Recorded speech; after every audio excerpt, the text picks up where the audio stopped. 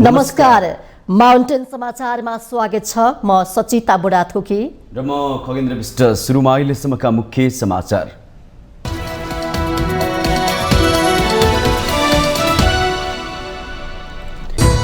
एक 179 घण्टा उभिएर प्रदर्शन गरेका अभियन्ता यी र काठमाडौँ महानगरपालिका बीच 4 बुँदे सहमति। फुटपाथ व्यवसायीका लागि विकल्प खोज्ने, प्रदर्शन स्थगित। इन्द्र जात्रा पर्व आज काठमाडौँ उपत्यकामा मनाइँदै वर्षा र सहकालका देवता देवराज इन्द्रको पूजा आराधना नाचगान। रथ यात्रा र देवी देवताको पूजा आज गरी 8 दिन मनाइने। चीन भ्रमणका क्रममा प्रधानमन्त्री प्रचण्ड लासामा भ्रमण आशा गरेभन्दा धेरै सफल भएको जिकिर। चीनले नेपाललाई विशेष महत्त्वका साथ हेरिरहेको भनाई। नेपालमा प्रयोगमा रहेको चिनीको गुणस्तरमाथि सांसदले उठाए पनि प्रश्न। गुणस्तरहीन चिनी आयात र उपभोग भइरहेको जिकिर। मन्त्रीहरूको विदेश भ्रमणमा पनि आपत्ति।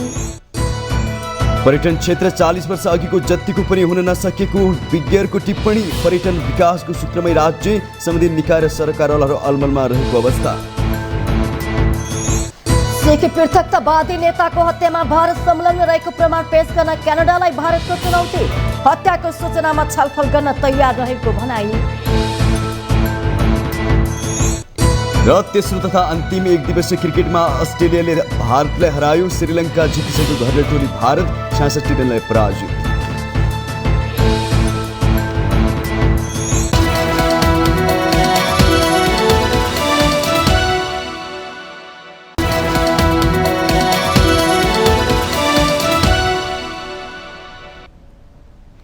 अब समाचार विस्तारमा। फुटपाथ व्यवसायलाई विकल्प सहित व्यवस्थापन गर्नुपर्ने मागसहित 179 घण्टा उभिएर प्रदर्शन गरेका अभियन्ता इरा काठमाडौँ महानगरपालिका बीच नवौं दिनमा सहमति जुटेको छ। बुधबार अपराह्न इरा काठमाडौँ महानगरका प्रतिनिधि बीच भएको वार्तापछि 4 बुँदे सहमति भएको हो। सहमति अनुसार फुटपाथ सार्वजनिक स्थलमा व्यापार गरेका व्यवसायीहरूलाई विकल्प दिन महानगरले 1 हप्ताभित्र पहल गर्नेछ। फुटपाथ र सार्वजनिक स्थलमा व्यापार गर्ने क्रममा जफत गरेका सामानहरू महानगरपालिकाको स्टोरमा भएसम्म यकिन गरेर सम्बन्धित धनीलाई फिर्ता गर्ने सहमति पनि भएको छ। सहमतिमा अनौपचारिक क्षेत्र मार्फत हुने व्यापार व्यवसायलाई व्यवस्थित गर्न, व्यापार गर्ने स्थल, समय, व्यापार गर्न आवश्यक मानिने व्यक्ति यकिन गर्न र स्थल उपलब्ध गराउने विधि, प्रक्रिया र कानुनी व्यवस्थाको प्रबन्ध गर्नुपर्ने विषयमा ठोस सुझाव दिने गरी अध्ययन समिति बनाउने भनिएको छ। समितिमा महानगरपालिकाले तोकेका 3 जना अभियानकर्ता यीका तर्फबाट 2 प्रतिनिधि, भौतिक पूर्वाधार तथा यातायात मन्त्रालय, शहरी विकास मन्त्रालय र ट्राफिक प्रहरीबाट 1 जना प्रतिनिधि रहनेछन्। काठमाडौँ महानगरपालिकाका मेयर बालेन शाहले बुधबार अपराह्न मात्रै 7 बुँदे स्ट्याटस लेख्दै यीले उठाएका माग पूरा गर्ने अधिकार आफूसँग नभएको जिकिर गरे पनि राति महानगरका प्रतिनिधि र यी बीच सहमति जुटेको हो। सहमति पत्रमा काठमाडौँ महानगरबाट कार्यपालिका सदस्य चिनी काजी महर्जन र मेयरका सचिवालयका धीरज जोशी र अभियानकर्ताका तर्फबाट एले हस्ताक्षर गरेका छन्। सहमतिपछि एले काठमाडौँ महानगरले सडक व्यवसायको अस्तित्व स्वीकार गरेको प्रतिक्रिया दिनुभएको छ। सहमति जुटेपछि बुधबार राति 9:30 बजे एले प्रदर्शन स्थगित भएको घोषणा गरेको छ। मंगलबारको छलफल गरेर तयार गरेको 4 बुँदे सहमतिको खाकाको चौथो बुँदामा मेयर बालेन्द्र शाहले आपत्ति जनाएपछि बुधबार त्यही बुँदामा केन्द्रित रहेर महानगर र अभियन्ता यी पक्षबीचको छलफलमा थप संशोधन गर्न दुवै पक्ष लचक बनेपछि सहमति जुटेको बताइएको छ।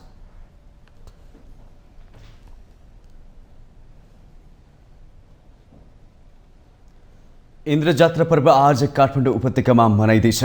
वर्षा र सहकालका देवता देवराज इन्द्रको पूजा आराधना गरी इन्द्र जात्रा पर्व मनाउने गरिन्छ। प्रत्येक वर्ष भाद्र शुक्ल चतुर्दशीका दिन पर्ने इन्द्र जात्रा उपत्यकाका काठमाडौँ, ललितपुर, भक्तपुरका साथै दोलखा र धुलीखेलमा समेत मनाउने गरिन्छ। भाद्र शुक्ल द्वादशीका दिन हनुमान ढोका अगाडि धार्मिक विधिपूर्वक इन्द्रध्वजा सहितको लिङ्गो ठडिएपछि सुरु हुने इन्द्रजात्रा विभिन्न प्रकारका नाचगान रथयात्रा र देवी देवताको पूजाआजा गरी 8 दिनसम्म मनाउने प्रचलन छ। भाद्र शुक्ल द्वादशीका दिन ठडाइएको लिङ्गोलाई इन्द्रध्वजा उत्थान पनि भनिन्छ। लिङ्गोको फेदमा भैरवको पूजा गरिन्छ। इन्द्रजात्राको अवसरमा राष्ट्रपतिबाट हनुमान ढोका स्थित गद्दी बैठकमा जीवित देवीका रूपमा रहेका श्री कुमारी, श्री गणेश र श्री भैरवको रथ यात्रा अवलोकन गर्ने गरिन्छ। जात्राभरि भक्कु नाच, महाकाली नाच, लाखे नाच, 10 अवतार तथा देवराज इन्द्रको वाहन ऐरावत हात्तीको प्रतीकका रूपमा पुलकिसी नाच नचाउने गरिन्छ। आज उपत्यकाको पश्चिममा पर्ने दहचोक स्थित इन्द्रदहमा रातभर जागराम बसी भाद्र शुक्ल पूर्णिमाका दिन स्नान गरेर मेला भर्न भक्तजनहरूको घुइँचो लागेको छ। भाद्र शुक्ल चतुर्दशीका दिन अनन्तनाथको पूजा आराधना पनि गरिन्छ। यसैले यस दिनलाई अनन्त चतुर्दशी पनि भनिन्छ। इन्द्रजात्राको अवसरमा सरकारले आज काठमाडौँ उपत्यकामा सार्वजनिक बिदा दिएको छ।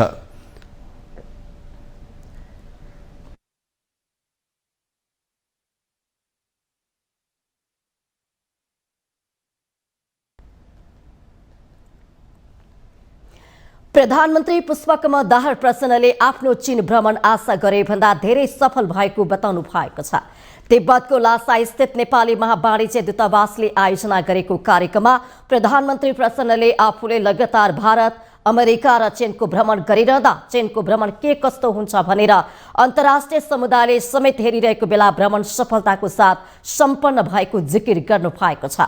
राष्ट्रपति सी जिनपिङ र चीनका प्रधानमन्त्रीसँग सौहार्दपूर्ण छलफल भई नेपालको हितमा विभिन्न समझदारीहरू गर्नुले चीनले नेपाललाई विशेष महत्त्वको साथ हेरेको पुष्टि भएको उहाँको भनाइ छ।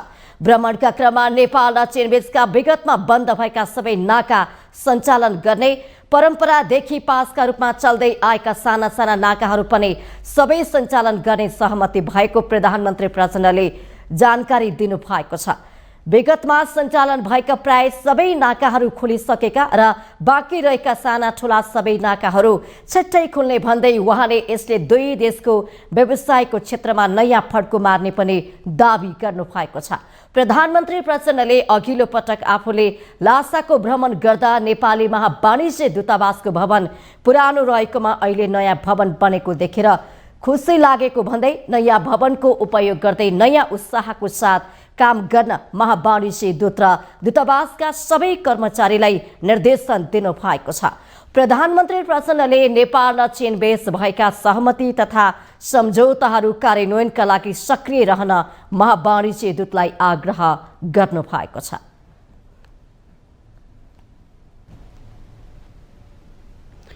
कार्यवाहक प्रधानमन्त्री एवं रक्षा मन्त्री पूर्णबहादुर खड्काले प्रधानमन्त्री पुष्पकमल दाहाल प्रचण्डको चीन भ्रमण सफल भएको दावी गर्नु भएको छ। बुधबार वीरेन्द्रनगरमा आयोजित पत्रकार सम्मेलनमा काङ्ग्रेस उपसभापति समेत रहनुभएका खड्काले प्रधानमन्त्री प्रचण्डको चीन भ्रमण सफल भएको बताउनु भएको हो।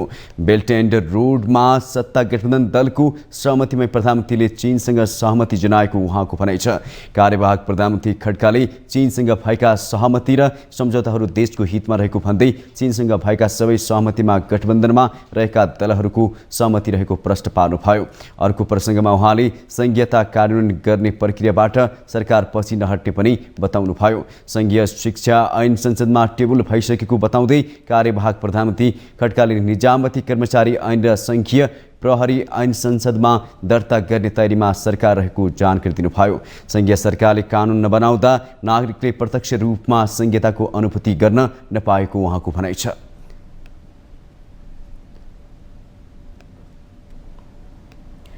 सांसदहरूले नेपालमा प्रयोगमा रहेको चिनीको गुणस्तरमाथि प्रश्न उठाएका छन्।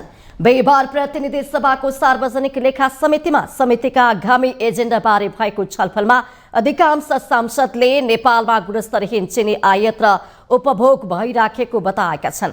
बैठकको सुरुमै बोल्दै नेकपा एमालेका सांसद गोकुल प्रसाद बास्कोटाले नेपालमा निर्वाध रूपमा अखाद्य चिनी बिक्री वितरण भइरहेको दावी गर्नु भएको छ। सांसद बास्कोटाले बैठकमा आउँदा चिनी नै लिएर आउनु भएको थियो। सामान्य तरिकाले समेत परीक्षण गर्न सक्ने भन्दै उहाँले थोरै चिनी तातो पानीमा मिसाउनु भयो। चिनी मिसेको पानी अर्कोमा खन्याउँदा गिलासको पिठमा गिर्खाहरू देखिएका थिए। हुन्छ। यसका त दुईटा मूल्य छन्। व्हाइट सुगर यो पनि एउटा उपभोक्तामाथिको ठगीको कुरा हो, जसले यस्तो खान्छन्, यसमा पनि त्यही छ। यो दुईटै चिज हो। मैले यो घरमा प्रयोग गर्थेँ, यो चाहिँ मैले खाएको ठाउँमा एउटा राखेर खाएँ, अर्को चाहिँ मैले हेरौँ न त भनेर यो घरमा हेरे हुनाले त्यो पनि हेरेको। त्यसैले यो प्रेसलाई चाहियो भने पनि म दिन्छु र यस्तो कुरोमा पनि ध्यान जान जरुरी छ। यसले चाहिँ हेर्नु हो भने हेर्नुहोस्, मिल्यो भने म खनाइदिन्छु। बैठकमा एमालेका सांसद योगेश कुमार भट्टराईले सरकारका उच्च पदस्थ व्यक्तिहरू अनावश्यक रूपले विदेश भ्रमणमा जानाले साधारण खर्च बढिरहेको जिकिर गर्नुभयो।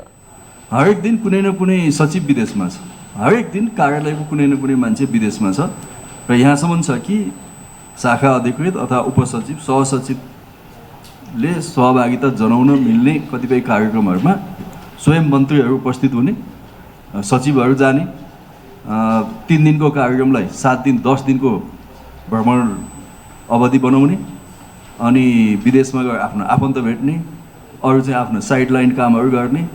र यसले गर्दा हाम्रो खर्च चाहिँ अत्याधिक रूपमा साधारण खर्च पनि बढिरहेको छ। यो फजुल कुरा हो।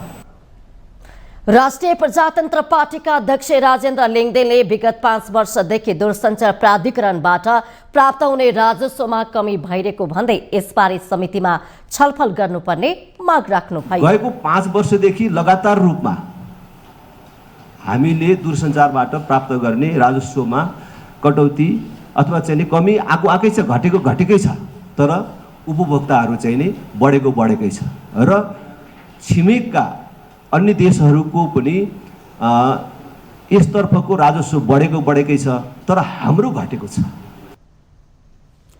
कांग्रेसका सांसद अर्जुन सिंह केसीले काठमाडौँमा नगरपालिका गाडी उभिएर आन्दोलन गरिरहेका अभियन्ता यीसँग वार्ता गरी समस्या समाधान गर्न सरकारले पहल गर्नुपर्ने बताउनु भएको छ। छैन प्रत्यक्ष रूपले भन्छन्, तर मेरो दृष्टिकोणले मेरो विश्लेषण के छ भनेदेखि राज्यको नागरिकको जीवज्यानसँग सम्बन्धित कुरा त्यो प्रदेश र कुनै नगरपालिका र गाउँपालिका मात्रै हुन सक्दैन, मैले बुझेको चाहिँ है। उहाँले अर्को मूल्य वृद्धि र कालोबजारी नियन्त्रण गर्दै सुपथ मूल्यको पसल सञ्चालन गर्न सरकारलाई आग्रह गर्नु भएको छ।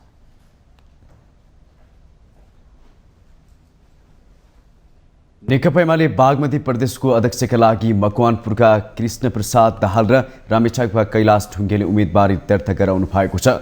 यससँगै एमाले बागमतीको नेतृत्व पनि लुम्बिनी प्रदेश कमिटीको जस्तै चुनावी प्रतिस्पर्धामा जाने भएको छ। नेताहरूले समितिको प्रयास गरे पनि सम्भव नभएपछि आज मतदान हुँदैछ। ढुङ्गेलको प्रस्तावकमा रामेछाप जिल्ला अध्यक्ष आनन्द कुमार श्रेष्ठ रहनु भएको छ। दाहालको प्रस्तावकमा हिदम लामा र समर्थकमा देवकृष्ण विकल हुनुहुन्छ। एमाले बागमतीको नेतृत्व सर्वसम्मत टुङ्ग्याउन नसकिएपछि बिहिबार 2 जना बीच चुनावी प्रतिस्पर्धा हुने भएको हो। एमालेको बागमती प्रदेश अध्यक्षमा दावी गर्नुभएका रामेछापका ढुङ्गेल बागमती प्रदेशका पूर्व आर्थिक मामिला तथा योजना मन्त्री हुनुहुन्छ। वाम गठबन्धनबाट 2074 प्रदेश सभामा निर्वाचित उहाँ एमाले माओवादीको गठबन्धन सरकारमा मन्त्री हुनुभएको थियो। प्रतिनिधि सभामा 3 पटक उम्मेदवार बने पनि ढुङ्गेलले चुनाव जित्न सक्नु भएन। ढुङ्गेल 4 मक्सिर 2079 सम्पन्न प्रतिनिधि सभा सदस्य निर्वाचनमा काङ्ग्रेसका पूर्णबहादुर तामाङसँग 16,000 भन्दा बढी मतान्तरले हार्नु भएको थियो। यस्तै अर्का आकाङ्क्षी दाहाल एमालेका केन्द्रीय सदस्य हुनुहुन्छ। उहाँ संसदीय राजनीतिमा अनुभवी नेता मानिनुहुन्छ। अध्यक्ष केपी शर्मा ओलीले ढुङ्गेलको नाममा सर्वसम्मतिको प्रयास गर्न आफू निकटका नेताहरूलाई निर्देशन दिए पनि दाहालले नमानेपछि निर्वाचन हुन लागेको एमाले स्रोतको भनाइ छ। दुवै नेता अध्यक्ष निकट मानिन्छन्।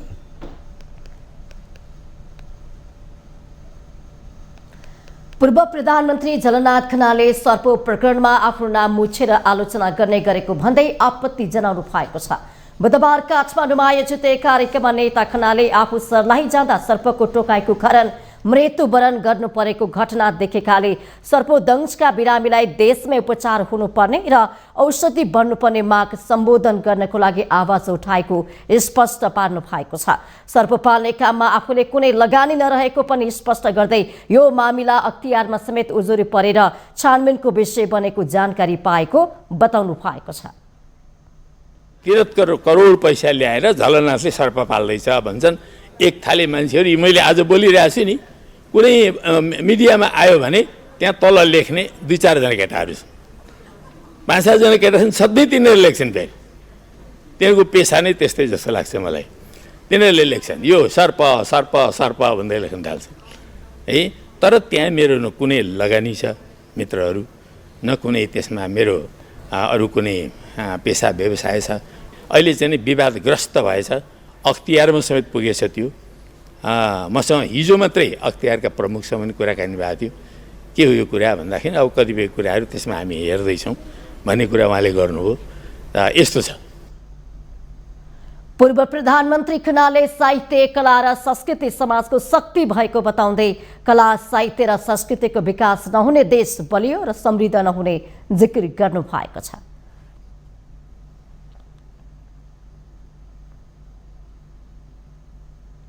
माउन्टेन समाचारमा पालो भएको छ ब्रेकको।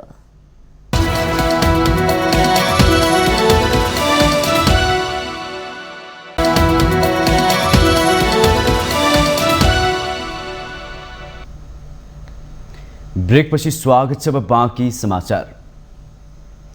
44औं विश्व पर्यटन दिवस नेपालमा पनि विभिन्न कार्यक्रम गरी मनाइएको छ। सरकारको तर्फबाट बुधबार ललितपुर स्थित पाटन दरबार क्षेत्रमा 44औं विश्व पर्यटन दिवस मनाइएको हो। पर्यटन र हरित लगानी भन्ने मूल नाराका साथ 44औं विश्व पर्यटन दिवसको अवसरमा प्रभात फेरी सहित विभिन्न सांस्कृतिक कार्यक्रमहरूको आयोजना गरियो। कार्यक्रमलाई सम्बोधन गर्दै पर्यटन मन्त्री सुदन किराँतीले पर्यटन बोर्डभित्र खुम्ले किरा भएका कारण पर्यटन क्षेत्र चलायमान बन्न नसकेको टिप्पणी गर्नुभयो। उहाँले पर्यटन बोर्डलाई सक्रिय बनाएर पर्यटन प्रवर्धनको निम्ति अघि बढ्ने प्रतिबद्धता जनाउनुभयो। उहाँले नेपाललाई उड्डयन क्षेत्रको कालो सूचीबाट हटाउन हवाई क्षेत्रमा अझै नीतिगत र संरचनागत सुधार गर्दै वायु सेवा निगमलाई अघि बढाउने कोसिस भइरहेको उल्लेख गर्नुभयो। निगमले जहाज खरिद गर्ने प्रक्रिया अन्तिम चरणतिर रहे पनि यस विषयमा नकारात्मक ढङ्गले टिप्पणी हुने गरेको गुनासो गर्नुभयो।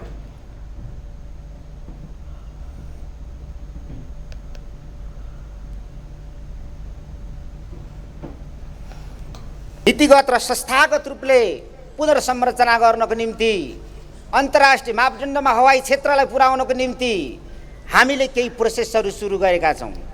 हाम्रो देशका काला सूचीलाई, आकाशको कालो सूचीलाई हटाएर संसारको पर्यटकलाई विश्वसनीयता बनाउनको निम्ति केही कदमहरू हामीले उठाइसकेका छौँ। लाग्दछ हामीलाई छिटै हामी परिणाममा पुग्नेछौँ।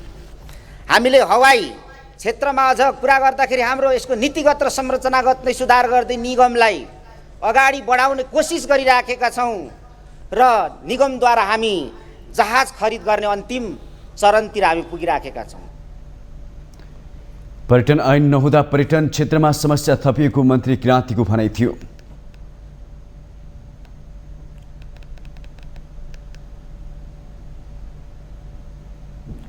नेपाल प्राकृतिक स्रोत र भौगोलिक बनोटका हिसाबले पर्यटन उद्योगको अथाह सम्भावना भएको स्पष्ट नै छ।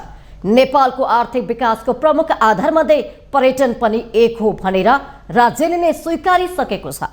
अद्वितीय प्राकृतिक तथा सांस्कृतिक सम्पदाहरू नै पर्यटन विकासका प्रमुख आधारका रूपमा रहेका छन्। तर त्यसबाट भरपूर फाइदा उठाउन नसकेको वास्तविकता बीच आर्थिक समृद्धिको लागि पर्यटन विकासको विकल्प छैन। एक रिपोर्ट। सम्भावना प्रशस्तै भए पनि अहिलेसम्म नेपालले पर्यटन विकासका लागि के गर्नुपर्छ भनेर खाँटी तथ्य पत्ता लगाउन नसकेको हो कि भने जस्तो अवस्था छ। पर्याप्त संरचना, नीतिगत सुधार, प्रचार प्रसार, नयाँ गन्तव्य जस्ता पर्यटन विकासका अत्यावश्यक पक्ष हो भनेर पनि सबैले स्वीकारिसकेका छन्। तर कहाँ अड्किएको छ पर्यटन विकास? महानिर्देशकज्यू भर्खर आउनु भएको छ। त्योभन्दा केही दिन अगाडि म आएँ। लगायतको हाम्रो एउटा टिम, नयाँ टिम बनेको छ। हामी अहिले पर्यटन विभाग के हो भन्ने मात्रै हामी अध्ययन गरिरहेका छौँ। अझ हामी त्यहाँभन्दा बाहिर त हामी जानै सकेका छैनौँ। पर्यटन कसरी जाने, पर्यटनको गन्तव्य के, पर्यटन कसरी भित्राउन सक्ने भन्ने विषय त हामीहरूलाई यो परेको विषय भइरहेको स्थिति छ। पर्यटन विकासका लागि मुलुकले नै एउटा मार्गचित्र तयार गर्नु नै पर्छ। पर्यटन क्षेत्रमा नीतिगत स्पष्टता नहुँदा सरकारवालाहरू समेत एउटै बाटोमा हिँड्न सकेका छैनन्। व्यक्तिपिछे फरक फरक बाटोमा हिँडिरहेको पर्यटन विकासका लागि एउटै बाटोमा ल्याउन आवश्यक छ। पर्यटन कस्तो बनाउने भन्नेमा एउटा गहन एउटा मैले भने फेरि सबै चाहिन्छ र एसोसिएसनका सबै साथीहरू भएर छलफल हुनुपर्छ भन्ने पनि छैन।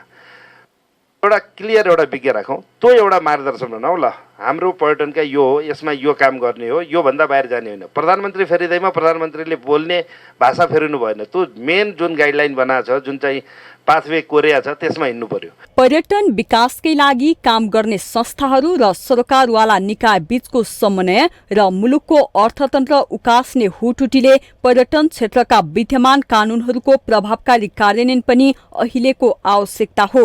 पूर्वाधारको अवस्था र नीतिगत स्थिरता र दिगो नेतृत्वको समस्याले पर्यटन क्षेत्र 40 वर्ष अघिको जतिको पनि राम्रो हुन नसकेको विज्ञहरूको टिप्पणी छ। सबैभन्दा ठुलो चुनौती चाहिँ आजका दिनमा पूर्वाधारकै चुनौती छ।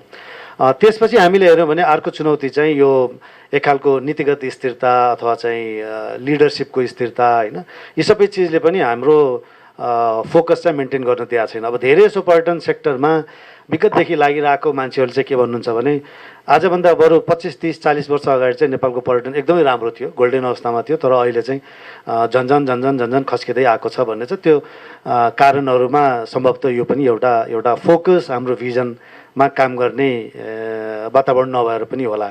पर्यटन विकासका लागि यसका पक्षहरू पर्यटन मैत्री हुनै पर्छ। पर्यटकले घुम्न आउँदा कुनै पनि प्रकारका झन्झट बेहोर्न चाहँदैनन्। विमानस्थलदेखि अध्यागमन, बस्ने ठाउँ र घुमफिरमा कुनै प्रकारको झन्झट हुन नदिन राज्य नै गम्भीर हुनुपर्छ।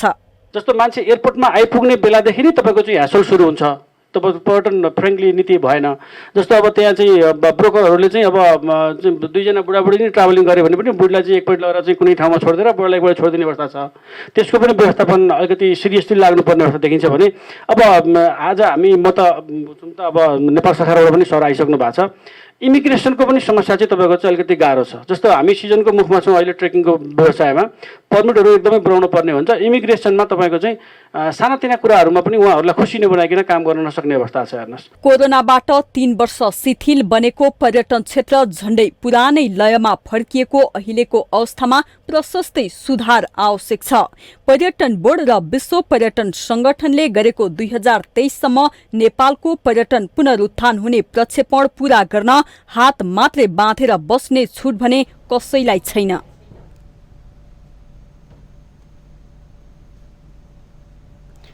सुदूरपश्चिमको डडेलधुरा भौगोलिक रूपमा जति विकट भनेर चिनिन्छ, प्राकृतिक रूपमा भने उत्तिकै रमणीय पनि छ। प्रकृतिको उपहारसँगै यस क्षेत्रमा धार्मिक पर्यटकका आकर्षक गन्तव्यहरू छन्। त्यसमध्येको एक हो अमरगढी नगरपालिका 7 पोखरामा अवस्थित उग्रतारा मन्दिर, जो अहिले पर्यटनको पर्खाइमा छ। एक रिपोर्ट। सुदूरपश्चिम प्रदेशकै मुख्य धार्मिक पर्यटकीय स्थल उग्रतारा मन्दिर डडेलधुरा सदरमुकामबाट करिब 5 किलोमिटरको दूरीमा छ। डडेलधुरा बैतडी जोड्ने महाकाली राजमार्गको पश्चिमपट्टिको अग्लो विशाल डाँडामा रमणीय प्राकृतिक फाँटमा उग्रतारा देवीको मन्दिर अवस्थित छ। प्राकृतिक रूपमा उत्तिकै रमणीय उग्रतारा देवीको मन्दिरमा चाडपर्वका बेला भने दिनहुँ जसो नै पूजाआजा गर्न भक्तजनहरूको घुइँचो लाग्ने गर्दछ। उग्रतारा मन्दिरलाई सुदूरपश्चिमका 9 भगवतीका मन्दिरहरू मध्ये एक मानिन्छ। यस उग्रतारा मन्दिरमा कार्तिक शुक्ल पूर्णिमाका दिन प्रसिद्ध मेला अर्थात् देहीजात हुने गर्दछ। देहीजातको रूपमा मानिने उग्रतारा भगवतीको मेलामा सुदूरपश्चिम प्रदेश, कर्णाली तथा छिमेकी देश भारतबाट समेत हजारौंको संख्यामा श्रद्धालुहरू पुग्ने गर्दछन्। धार्मिक तथा ऐतिहासिक पर्यटकीय सम्भावना बोकेको उग्रतारा मन्दिरमा दर्शन गर्न पाउँदा मन आनन्दित हुने पर्यटकहरू बताउँछन्। अब डडेलधुरा आएपछि यो उग्रतारा माताको दर्शन नगर्दाखेरि डडेलधुरा आएको पनि अधुरो रहन्छ। हाम्रो अब हिन्दू परम्परामा यहाँको शक्ति, यहाँको जुन माताको एउटा दैविक शक्तिको कुराहरू आउँछ र यो ठाउँमा यो उग्रतारा मन्दिरको महत्त्व निकै सुनेको थिएँ। त्यही भएर कस्तो रहेछ यहाँको यो पर्यटकीय क्षेत्र कस्तो छ, यहाँको मठ मन्दिरको अवस्था कस्तो छ, कतिको जीर्णोद्धार छ, यो ठाउँमा किन पर्यटक आउँछन्, यहाँ के चाहिँ रहेछ खास यसको खासियत भनेर बुझ्नको लागि पनि म अवलोकन गर्न नै आएको थिएँ। अछाम र भाल लनगढी बस्छु म, अनि म त यहाँ दोस्रोचोटि आयो, सेकेन्ड टाइम भयो। यहाँ मातालाई यहाँ बसेपछि धेरै राम्रो लाग्छ मलाई आउँदाखेरि। अनि पर्यटकहरू पनि धेरै आएका हुनुहुन्छ। यो त सरकारले पनि मध्यनजर गरेर बनाउँदा केही सुधार बनाउँदा धेरै राम्रो छ। समितिकोले पनि ध्यान दिनु पर्यो है सर। उग्रतारा माताको बनायो होला, उनीहरूको कमी कमजोरी हो कि अब सरकारको स्थानीय सरकारको कमी कमजोरी हो कि? जिल्लामा देशकै शक्तिपीठ मध्येको एक उग्रतारा मन्दिरमा पूजापाठ र दर्शन गर्न जाने भक्तजनहरूले आफन्तको स्वास्थ्य लाभको कामना तथा प्रकृतिको आनन्दसँगै रमणीय दृश्य अवलोकन पनि गरिरहेका हुन्छन्। साह्रै सुन्दर ठाउँ छ है, जो मनमा लागेको एक्लोपना जुन हरेक तनावहरू पनि मुक्त हुने, एकदम म त यहाँ आएर एकदम फ्रेस मन भयो है। यति सुन्दर ठाउँमा हाम्रो यति राम्रो पर्यटक क्षेत्र जस्तो ठाउँलाई चाहिँ एकदम मान्छे त्यति धेरै भिड भडाक चाहिँ देखेन मैले, कता कता त्यो दुःख पनि लाग्छ है। यहाँ जो माताको दर्शन गरे, यहाँ आउँदाखेरि चाहिँ एकदम सहानुभूति चाहिँ साह्रै खुसी लागेको छ। मेला बाहेक अन्य समयमा पनि आन्तरिक तथा बाह्य श्रद्धालु भक्तजन लगायत अवलोकनका लागि अधिकांश पर्यटक पुग्ने गर्दछन्। यहाँ आएर सच्चा मनले उग्रतारा माताको दरबारमा दर्शन गरे मनले चाहेको पुग्ने पुजारीको भनाइ छ। उग्रतारा माताको दरबारमा जो मान्छे विश्वास लिएर एकदम सच्चा भक्त बनेर आयो, माता मलाई केही न केही मेरो अप्ठ्यारो छ र मेरो यो काम काट्नु पर्यो, मलाई यो मेरो यो गलत भएको काम सही गर्नु पर्यो, सच्चा भक्त हो भने उसलाई मनोकामना पुरा हुन्छ। सबैको भएर गएको छ र अहिलेसम्म पनि कोही पनि मान्छे त्यस्तो फर्केर गएका छन्। सबलाई माताले आशीर्वाद दिएकै छ। जिल्लामा विभिन्न ऐतिहासिक, धार्मिक तथा पर्यटकीय स्थलहरू धेरै भए पनि संरक्षण र प्रचार प्रसार हुन नसक्दा पर्यटकीय क्षेत्रहरू ओझेलमा परेका छन्। माउन्टेन टेलिभिजन एचडीका लागि डडेलधुरा सहकर्मी विमल जैरूको रिपोर्ट। नेपाली कांग्रेसका सांसद डाक्टर चन्द्र भण्डारीले सरकारले संसदमा पेश गरेको शिक्षा सम्बन्धी विधेयक सच्याउनको लागि परेको बताउनु भएको छ। सांसद भण्डारीले सरकारले शिक्षा क्षेत्र नै नबुझिकन हतारमा विधेयक ल्याएकाले त्यसलाई सच्याउने काममा लाग्नु परेको उल्लेख गर्नु भएको छ। बुधबार नयाँ बानेश्वर स्थित संघीय संसद भवन परिसरमा सञ्चारकर्मीहरूको जिज्ञासामा सांसद भण्डारीले आन्दोलनरत पक्षको माग सम्बोधन हुने गरी विधेयक पारित हुने बताउनु भएको छ। चिकित्सकहरूमाथि हात हुनुका साथै दुखद भएकोले गर्दै उहाँले त्यस्ता घटना हुन नदिन कडा कानुनको आवश्यकता रहेको औलाउनु भएको छ। उहाँले शिक्षा क्षेत्रमा नयाँ पुस्तालाई प्रवेश गराउनु र पुराना पुस्तालाई अपडेट गर्नुको विकल्प नरहेको तर्क गर्नुभयो। यसको मतलब के हो भने नेपालको कानुन कति निरीह छ। नेपालको कानुनदेखि कोही पनि डराउँदैन भन्ने यसले हेर्नुपर्छ। त्यसकारण यो विकृतिको, यो व्यथितिको अन्तका निम्ति कानुन बलियो हुनुपर्छ। अब कसरी नेपालको शिक्षा नबनिकन त मुलुक बन्दैन। शिक्षा र स्वास्थ्य व्यापारीकरण भयो भने त जनताले केही पनि पाउँदैन। के गर्ने त भन्दा अब नयाँ जेनेरेसनलाई शिक्षा क्षेत्रमा प्रवेश गराउनु पर्यो, पुरानो जेनेरेसनलाई अपडेट गर्नु पर्यो। त्योभन्दा हामीसित विकल्प छैन। सांसद भण्डारीले जनताको विश्वास जित्ने गरी कानुन बनाउन सबै एकजुट हुनुपर्ने बताउनु भएको छ। माउन्टेन समाचारमा पालो भएको छ अर्को ब्रेकको।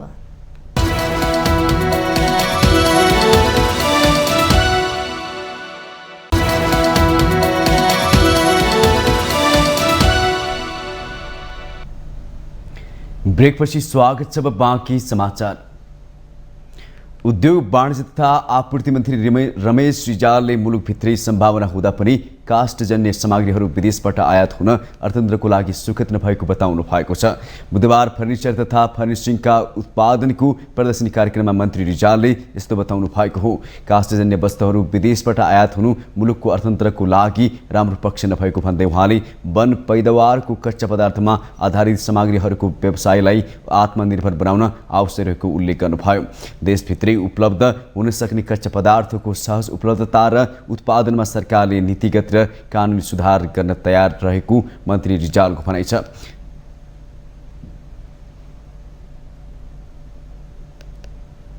सरकारले आन्तरिक उत्पादन बढाउने, आयात घटाउने र निर्यात प्रवर्धन गर्ने नीतिलाई प्राथमिकता दिँदै आएको छ। हाम्रो मौलिक कला संस्कृति झल्किने र स्थानीय कच्चा पदार्थमा आधारित हस्तकला सामान, गलैँचा, पश्मिना लगायतका सामग्रीलाई समेत फर्निसिङ व्यवसायमा आबद्ध गरी निर्यातलाई प्रवर्धन गर्नु आवश्यक छ। यसै गरी हाम्रो वन पैदावारबाट प्राप्त हुने कच्चा पदार्थमा आधारित सामग्रीहरूको उत्पादन गरी फर्निचर तथा फर्निसिङ व्यवसायले आत्मनिर्भर बनाउनु आवश्यक छ। नेपाल फर्निचर तथा फर्निसिङ सङ्घका अध्यक्ष दिनेश कुमार अग्रवालले फर्निचर तथा फर्निसिङमा काम गर्ने दक्ष कामदारको अभावले उद्योग नै धराशयी बन्ने अवस्था आएको बताउनुभयो। उत्पादनमा प्रयोग हुने कच्चा पदार्थ नेपाली वनभित्रै कुहेर जाँदा पनि सरकारले सहज रूपमा उपलब्ध गराउन नसकेको उहाँको टिप्पणी थियो। कुहेर गइरहेको छ। नेपाल सरकारबाट जङ्गलमा रहेको उक्त काठ तथा काठजाने वस्तुहरू फर्निचर उत्पादनको लागि सहज ढङ्गले उपलब्ध गराउने नीतिगत रूपमा सहभागिता गराउने व्यवस्था हुनुपर्दछ। फर्निचर तथा फर्निसिङ सङ्घ बुधबारदेखि सुरु भएको फर्निचर तथा फर्निसिङ मेलामा 100 भन्दा बढी स्टलहरू रहेका छन्। मेलामा 50,000 भन्दा बढी अवलोकनकर्ताले अवलोकन गर्ने अपेक्षा आयोजकले लिएको छ।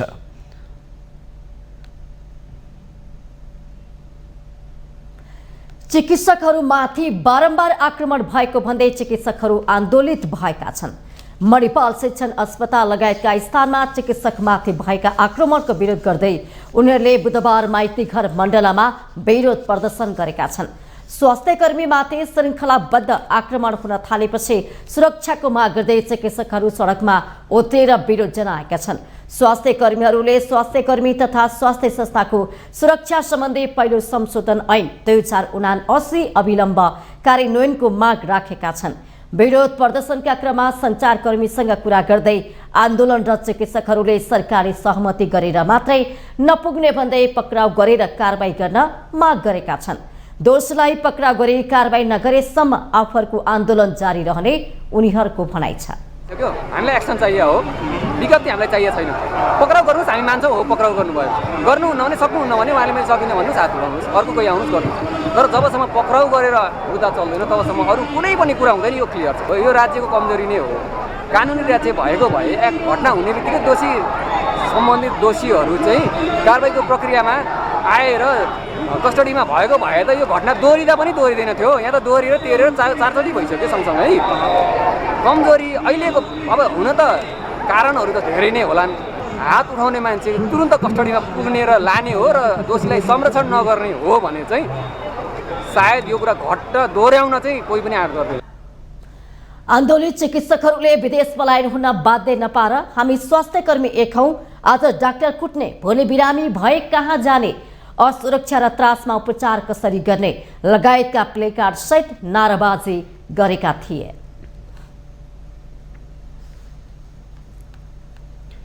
यसैबीच नेपाल चिकित्सक सङ्घको बैठकले आन्दोलनरत आवासीय चिकित्सकहरूसँग छलफल गर्ने भएको छ। बुधबार सङ्घको बोर्ड बैठकले आन्दोलनबारे आवश्यक निर्णय लिने भने पनि ठोस निर्णय गर्न पनि सकेन।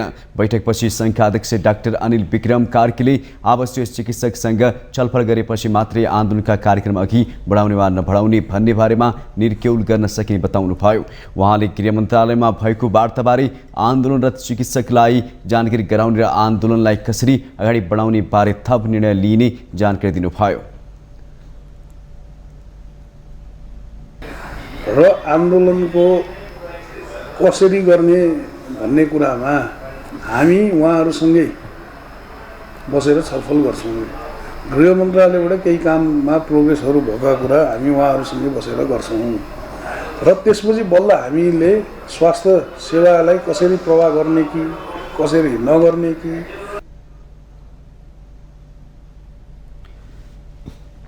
गृह मन्त्रालयले बुधबार एक विज्ञप्ति जारी गर्दै विभिन्न जिल्लाहरूमा स्वास्थ्यकर्मीमाथि आक्रमण गर्ने कार्यमा संलग्न व्यक्तिहरूलाई कारबाही गरिने जनाएको छ। मङ्गलबार गृहमन्त्री, स्वास्थ्य तथा जनसङ्ख्या मन्त्री र सम्बन्धित सरकारवाला निकायका प्रतिनिधिहरूको उपस्थितिमा बसेको बैठकले स्वास्थ्यकर्मीहरूमाथि आक्रमण गर्नेहरूलाई स्वास्थ्य संस्थाको सुरक्षा सम्बन्धी ऐन 2066 बमोजिम कारबाही गर्न मातहतका निकायलाई निर्देशन दिने निर्णय गरेको छ।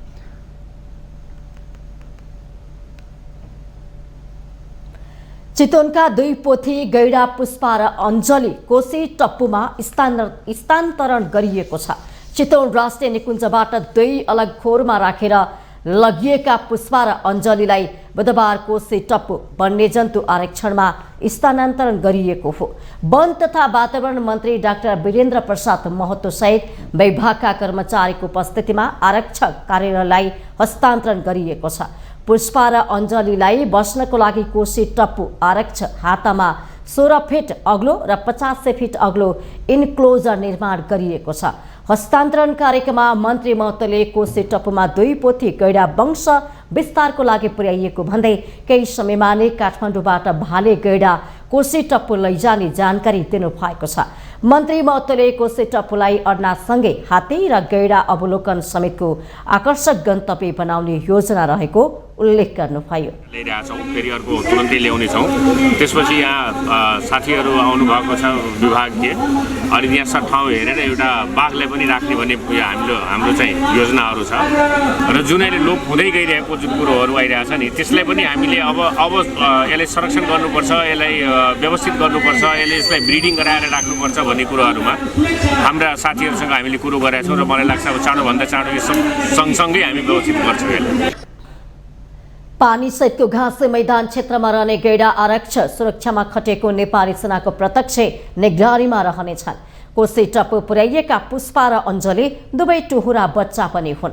वंश विस्तारको योजना अनुसार कोशी टप्पु पुर्याइएका 2 पोथी गैडा प्रजनन योग्य भएपछि भाले गैडा ल्याइने आरक्षकको कार्यालयले जनाएको छ। आरक्षकका प्रमुख संरक्षण अधिकृत रमेश यादवका अनुसार पोथी गैडा 4 वर्ष र भाले गैडा 6 वर्ष पुगेपछि प्रजनन योग्य हुन्छन्। गृह मन्त्रालयले आफ्ना कर्मचारीलाई बिहान कार्यालय समय सुरु भएपछि 15 मिनट योग अभ्यास गर्न भन्दै परिपत्र गरेको छ।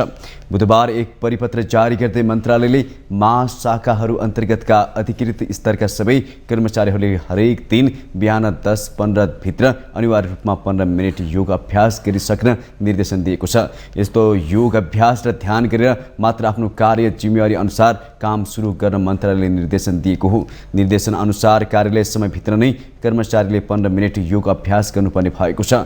मन्त्रालयले मन्त्रालय विभाग र उपत्यका भित्रका कार्यालयहरूका लागि 1 दिवसीय ध्यान विज्ञान कार्यक्रम सञ्चालन भइसकेको र अन्य कर्मचारीहरूका लागि पनि यस्तो कार्यक्रम सञ्चालन हुन लागेको बताएको छ। मन्त्रालयले सबै कर्मचारीलाई योग अभ्यास प्रशिक्षण दिएपछि सोही अनुरूप योग र ध्यान गर्ने वातावरण बनाउनु पनि परिपत्रमा भनिएको छ। खानेपानी सरसफाई तथा स्वच्छता सम्बन्धी राष्ट्रिय सम्मेलनबाट आगामी रणनीतिका 20 बुँदे घोषणापत्र जारी भएको छ। मंगलबारदेखि काठमाडौँमा सुरु भएको खानेपानी सरसफाई तथा स्वच्छता सम्बन्धी राष्ट्रिय सम्मेलन 20 बुँदे खानेपानी सरसफाई तथा स्वच्छता सम्बन्धी घोषणापत्र जारी गर्दै बुधबार सकिएको हो। सम्मेलनमा 7वटै प्रदेशमा प्रदेश स्तरीय खानेपानी सरसफाई र स्वच्छता क्षेत्रगत संयुक्त समीक्षामा खानेपानी सरसफाई तथा स्वच्छताको क्षेत्रमा संलग्न 3 तहका सरकार, विभिन्न सरकारी निकाय, निजी क्षेत्र एवं गैर सरकारी क्षेत्र, नागरिक समाज तथा विकास साझेदार क्षेत्रका प्रतिनिधिहरूले हस्ताक्षर गरेका छन्। पूर्व सचिव सुमन शर्माले 9 महिना लामो छलफलपछि खानेपानी सरसफाई तथा स्वच्छता सम्बन्धी आगामी रणनीति घोषणापत्र जारी भएको बताउनु भएको छ। Forward, including government partners, including donors, including development partners, including stakeholders from different segments of the sector, or influencing the sector. So after this culmination, the 9 months long exercise where there were 7 thematic groups were identified, and each thematic group went to a different province to do a consultation, and the consultations were held in 7 provinces, all the 7 provinces.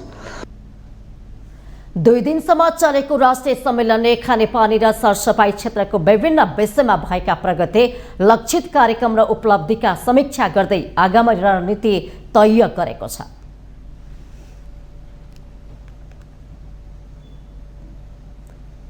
हामीसँग आर्थिक अन्तर्राष्ट्रिय र खेल समाचार बाँकी नै छन्। Mountain समाचारमा पालो भएको छ ब्रेकको।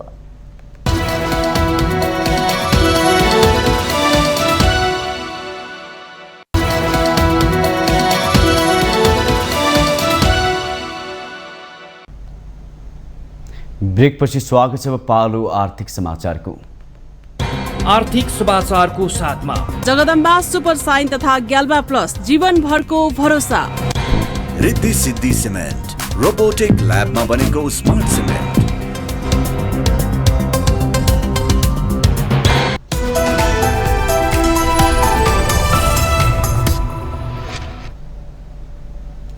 नेपालको सार्वजनिक ऋण 23 अर्ब माथि पुगेको छ। चालु आर्थिक वर्षको पहिलो 2 महिनामा सरकारले 49 अर्ब 23 करोड रुपैयाँ सार्वजनिक ऋण थपेको हो। यस अवधिमा सरकारले 38 अर्ब 71 करोड ऋण भने भुक्तानी गरेको छ। सार्वजनिक ऋण व्यवस्थापन कार्यालयको तथ्याङ्क अनुसार असार मसान्तसम्म नेपालको ऋण 22 अर्ब 49 अर्ब 35 करोड 25 लाख रुपैयाँ रहेकोमा साउन र भदौ महिनामा 49 अर्ब 23 करोड 32 लाख रुपैयाँ ऋण थपिएको हो। यस अवधिमा 38 अर्ब 71 करोड 61 लाख रुपैयाँ ऋण भुक्तानी गरेको छ। नेपालको आन्तरिक ऋण 11 खर्ब 40 अर्ब 53 करोड र बाह्य ऋण 11 खर्ब 69 करोड 33 रुपैयाँ रहेको छ। नेपालको जनसङ्ख्या 2 करोड 91 लाख 64 हजार 578 मा भाग गर्दा भदौ मसान्तसम्मको सार्वजनिक ऋण प्रति व्यक्ति दायित्वका हिसाबले 79,201 रुपैयाँ हुन्छ। सरकारले यसपालि पहिलो 2 महिनामा आन्तरिक ऋण बढी उठाएको छ। यसो हुनुमा आर्थिक वर्षको सुरुवाती महिनामा ब्याज दर कम भएको अवस्थालाई सदुपयोग गरेको सरकारको तर्क छ।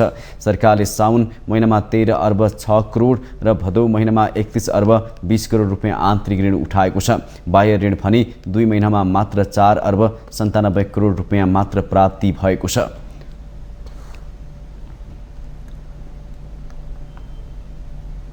अब पालो अन्तर्राष्ट्रिय समाचारको।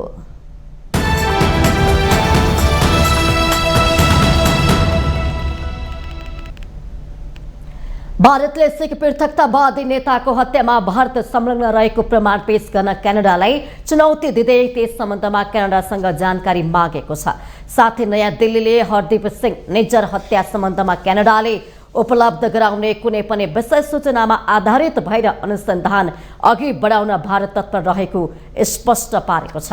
राष्ट्रसङ्घको 78औं महासभामा सहभागी हुने सिलसिलामा न्युयोर्कमा रहनुभएका भारतका विदेश मन्त्री एस जयशंकरले एक कार्यक्रममा निज्जर हत्याको सूचनामा छलफल गर्न भारत खुला रहेको पनि उल्लेख गर्नुभयो।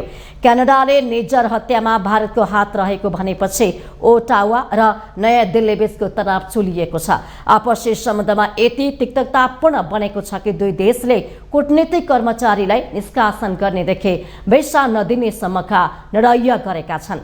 भारतले क्यानाडाको दाबीलाई आधारहीन भन्दै खारेज गरेको छ। भारत सरकारले क्यानाडालाई हत्याको बारेमा कुनै पनि सान्दर्भिक आरोपमा छानबिन गर्न खुला रहेको भन्दै विदेश मन्त्री जयशंकरले त्यसमा दिल्लीको कुनै भूमिका नभएको दोहोर्याउनु भएको छ। हरदीप सिंह निज्जरको गत जुन महिनामा ब्रिटिस कोलम्बियाको एउटा मन्दिर बाहिर गोली हानी हत्या भएको थियो। उनलाई सन् 2020 मा भारतले आतंकवादी घोषणा गरेको थियो। सन् 80 को दशकमा सिख बहुल पन्जाब राज्यमा केन्द्रित हिंसात्मक विद्रोहले खालिस्तान आन्दोलनको रूप लिएको हो। यो आन्दोलन भारतमा मत्थर भए पनि क्यानाडा, अस्ट्रेलिया र बेलायत जस्ता देशका सिखले बेला बखत भारत विरोधी गतिविधि गर्दै आएका छन्।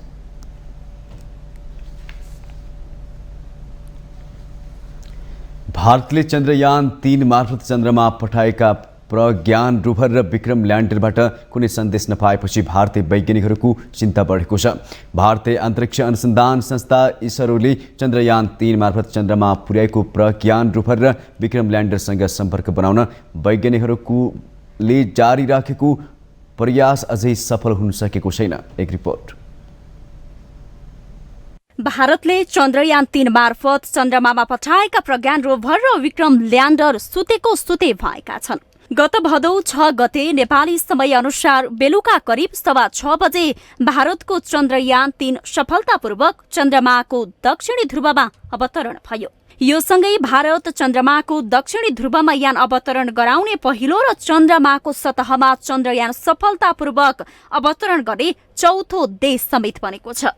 अवतरण भएको केही समय संकेतहरू पठाइरहेका प्रज्ञान रोभर र विक्रम ल्यान्डरबाट अहिले कुनै प्रकारका सूचनाका संकेत प्राप्त हुन सकेको छैन।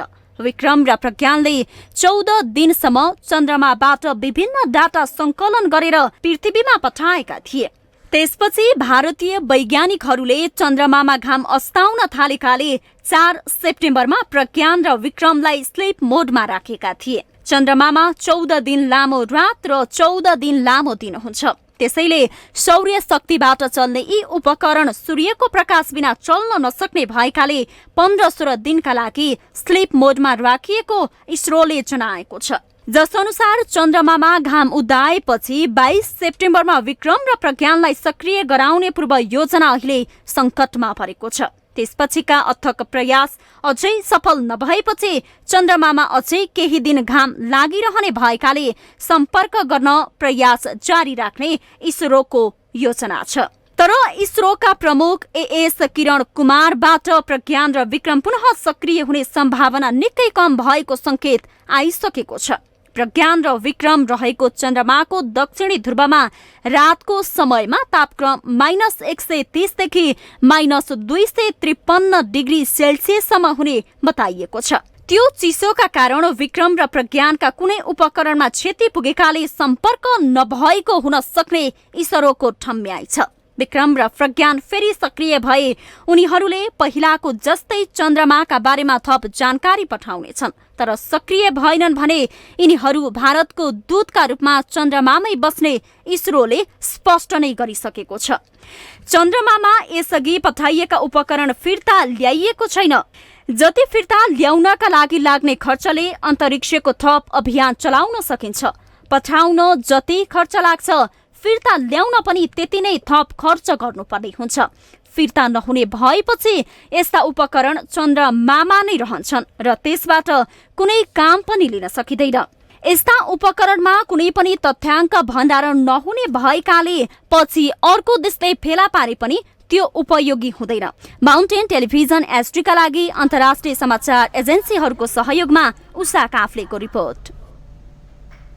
अब पालो खेल समाचारको।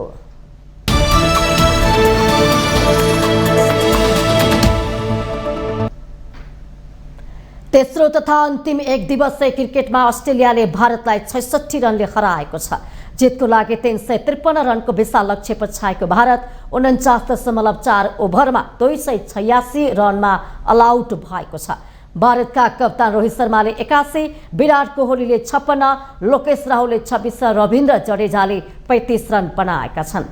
अस्ट्रेलियाका ग्लेन मैक्सवेलले रोहित र विराटको सहित 4 र जोस हेजलवुडले 2 विकेट लिएका छन्। भारतको राजकोटमा टस जितेर पहिला ब्याटिङ रोजेको अस्ट्रेलियाले 50 ओभरमा 7 विकेट गुमाउँदै 352 रन बनाएको छ।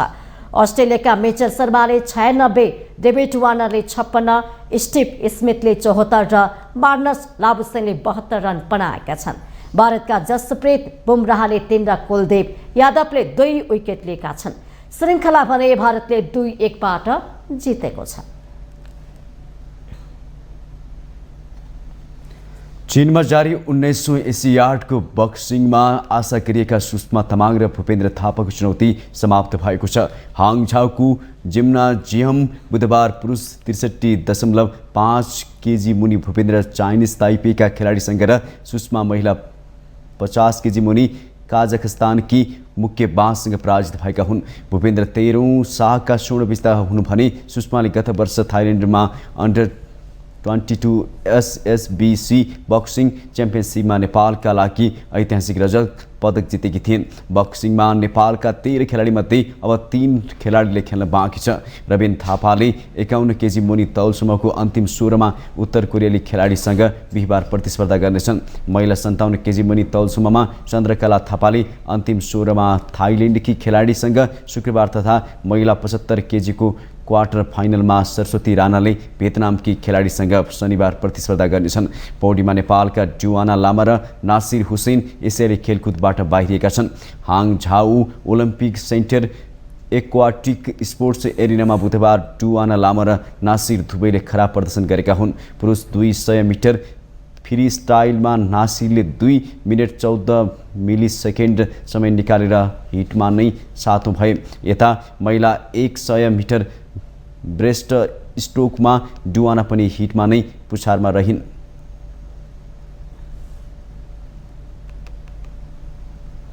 भारत र पाकिस्तान काठमाडौँमा जारी साफ अन्डर 19 च्याम्पियनसिपको फाइनलमा पुगेका छन्।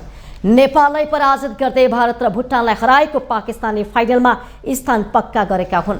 दशरथ रङ्गशालामा बुधबार भएको खेलमा नेपाल भारतसित टाई ब्रेकरमा 3-2 पराजित भएको छ। यसअघि निर्धारित भएको खेल 1-1 को बराबरी भएपछि खेलको निर्णय टाई ब्रेकरबाट गरिएको थियो। यसअघि भएको खेलमा भुटानलाई सडन डेथमा हराउँदै पाकिस्तान फाइनल पुगेको छ। फाइनल भिडन्त शनिबार हुनेछ।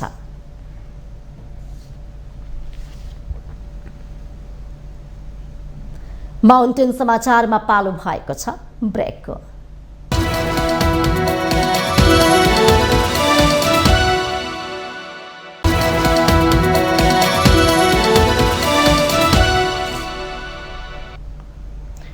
ब्रेकपछि स्वागत छ। योसँगै हामी माउन्टेन समाचारको अन्त्यमा आइपुगेका छौँ। जाँदा जाँदै मुख्य समाचार पुनः एकपटक।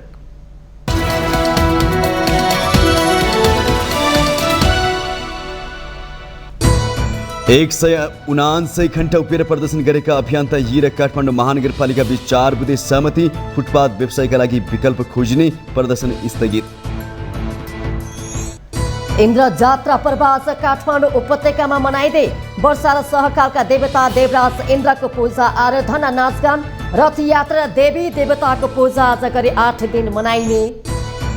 चीन भ्रमणका क्रममा प्रधानमन्त्री प्रचण्ड लासामा भ्रमण आशा गरेभन्दा धेरै सफल भएको जिकिर। चीनले नेपाललाई विशेष महत्त्वका साथ हेरिरहेको भनाई। नेपालमा प्रयोगमा रहेको चिनीको गुणस्तरमाथि सांसदले उठाए प्रश्न। गुणस्तरहीन चिनी आयात र उपभोग भइरहेको जिकिर। मन्त्रीहरूको विदेश भ्रमणमा पनि आपत्ति। पर्यटन क्षेत्र 40 वर्ष अघिको जतिको पनि हुन नसकेको विज्ञहरूको टिप्पणी। पर्यटन विकासको सूत्रमै राज्य सम्बन्धित निकाय र सरकारवालाहरू अलमलमा रहेको अवस्था।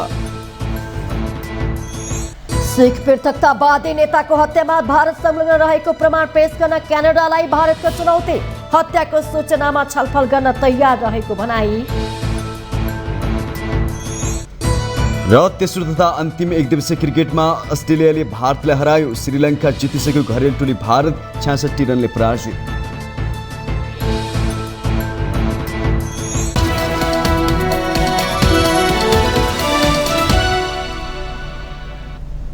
माउन्टेन समाचार अहिलेलाई सकियो। सत्य, तथ्य र निष्पक्ष समाचारको लागि माउन्टेन टेलिभिजन HD हेर्दै रहनुहोला। नमस्कार।